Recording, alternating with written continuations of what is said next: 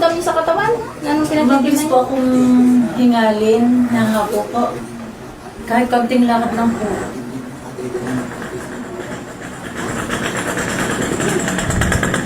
Nasakit ang mga paa niyo, no? Tarapakan. Dati po, parang may ipit na naiipit na ugat. Pero ngayon po hindi naman. Kahit na. Pero ang damage ay andun din.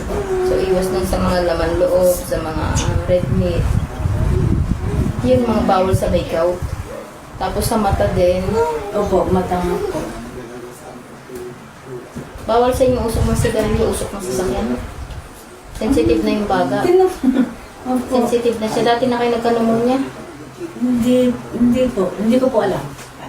Matagal na pagkaubo. Ano nangyari po? Pero Sensitive na yung baga.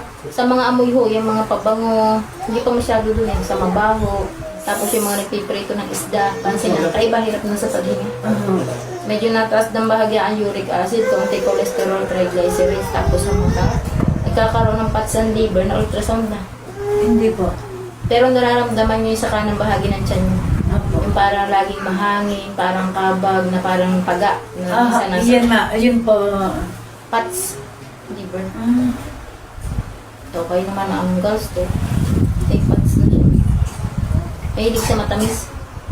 Ang mantika. Opo. Okay naman ang sugar. Yun nga lang apektado ang okay naman ang sugar. Opo, na-check na po ang sugar.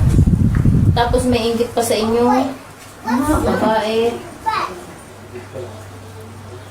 Palapit ko. Nag-iinit ang mga paa nyo paghapunan. Hindi ko po napapansin Wala. yun. Para laging dumaan sa apoy.